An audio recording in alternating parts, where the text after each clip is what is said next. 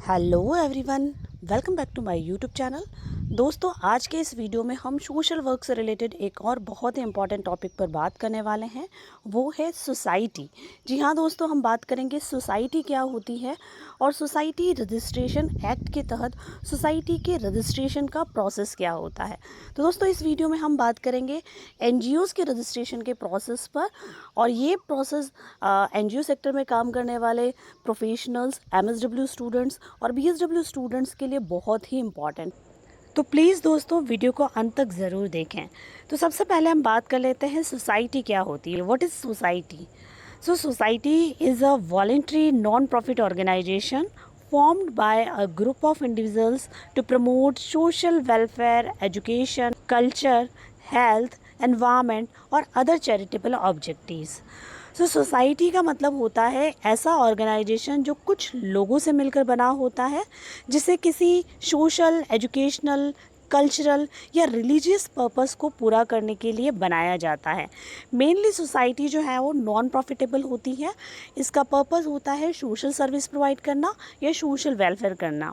भारत के अंदर सोसाइटी का registration generally society registration act 1860 के तहत किया जाता है। अब हम बात करेंगे सोसाइटी के रजिस्ट्रेशन का प्रोसेस क्या होता है।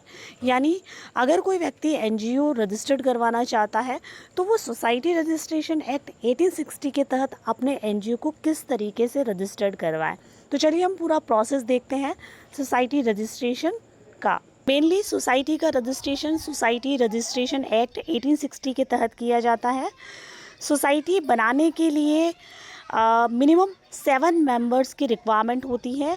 कोई भी 7 लोग मिलकर जो है सोसाइटी को रजिस्टर्ड करवा सकते हैं। यानी अगर आप अपने एनजीओ को सोसाइटी में रजिस्टर्ड करवाना चाहते हैं तो मिनिमम 7 मेंबर्स का होना ज़रूरी है। 7 से ज़्यादा मेंबर्स भी हो सकते हैं, लेकिन मिनिमम 7 मेंबर्स तो नेसेसरी हैं।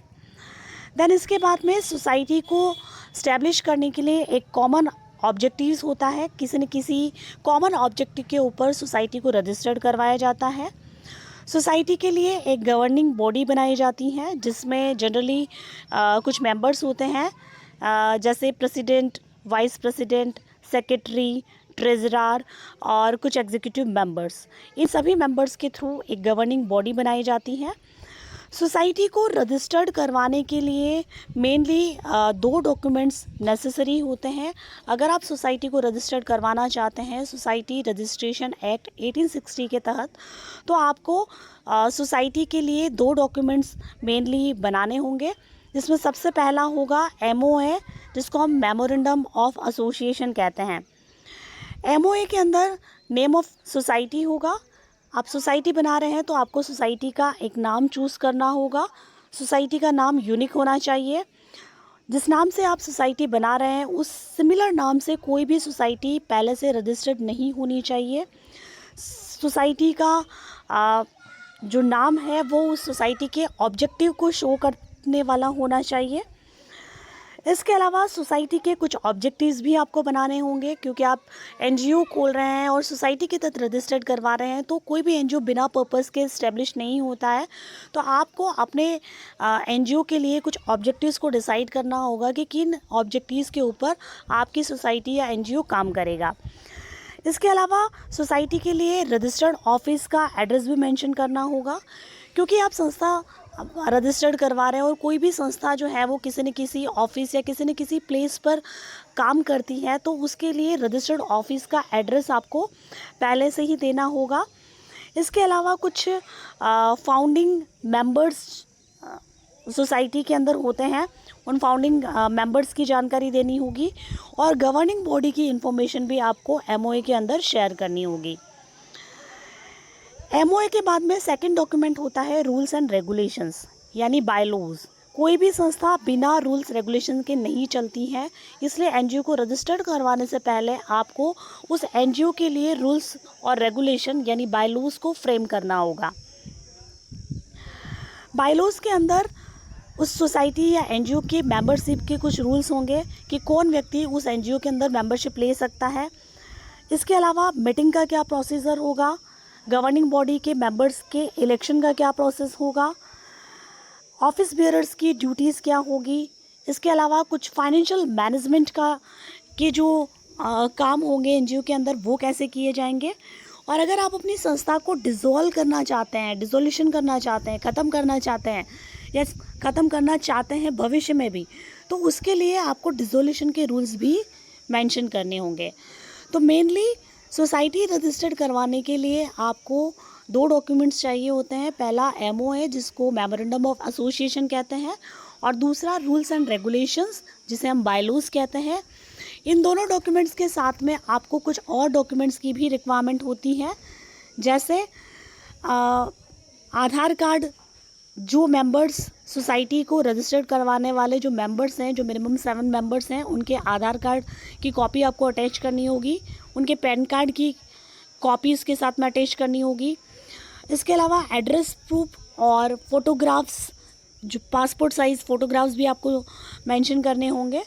इसके अलावा एड्रेस प्रूफ के लिए आपको इलेक्ट्रिसिटी बिल या वाटर बिल अभी आपको शेयर करना होगा, और जहां रजिस्टर्ड ऑफिस है उसका एड्रेस प्रूफ भी मेंशन करना होगा। और अगर आप किसी रेंटेड रूम में एनजीओ को इस्टेब्लिश कर रहे हैं तो वहाँ पर उस ऑनर के थ्रू आपको एनओसी भी लेनी होगी। इन सारे डॉक्यूमेंट्स के साथ में आपको सोसाइटी का रजिस्ट्रेशन करवाने के लिए एक एप्लीकेशन लिखनी होगी, और ये एप्लीकेशन के साथ में इन सारे डॉक्यूमेंट्स को आपको सोसाइटी के रजिस्ट्रार के पास में ये एप्लीकेशन भेजनी होगी। सोसाइटी का रजिस्ट्रार सारे डॉक्यूमेंट्स को देखेगा, वेरीफाई करेगा, जिसमें वो सोसाइटी के नाम को देखेगा, मेंबर्स की इन्फॉर्मेशन देखेगा, ऑब्जेक्टिव्स देखेगा, और जो सारे डॉक्यूमेंट्स दिए हैं उनकी वैलिडिटी को चेक करेगा। और उसके बाद में अगर उसको कुछ कमी लगती है तो वो वापस आपको वो डॉक्यूमेंट्स वापस भेज सकता है ठीक करने के लिए। और अगर वो संतुष्ट हो जाता है तो वो वेरिफिकेशन के बाद में सोसाइटी के रजिस्ट्रेशन का सर्टिफिकेट आपको इशू कर देगा। तो रजिस्ट्रेशन का सर्टिफिकेट प्राप्त करने के बाद में आपकी जो सोसाइटी है वो उसको एक रजिस्ट्रेशन का नंबर जारी हो जाएगा। सोसाइटी को रजिस्ट्रेशन का सर्टिफिकेट मिलने के बाद में सोसाइटी एक लीगल एंटिटी बन जाएगी, यानी कानूनी रूप से आपके एनजीओ को मान्यता मिल जाएगी। इसके बाद में आप अपने एनजीओज़ को सोशल सेक्टर में आपके एनजीओज़ को जिस भी पर्पस को लेकर काम करने के लिए आपने स्टार्ट किया है आप काम कर सकते हैं। इसके बाद में आपको आपके एनजीओ को डोनेशन मिल सकता है, फंडिंग मिल सकती है। आप फॉरेन फंडिंग लेना चाहते हैं तो भी आपको फॉरेन फंडिंग मिल सकती है। तो रजिस्ट्रेशन हो जाने के बाद में एनजीओज़ स्वतंत्र रूप से सोशल वेलफेयर के सेक्टर में काम कर सकता है।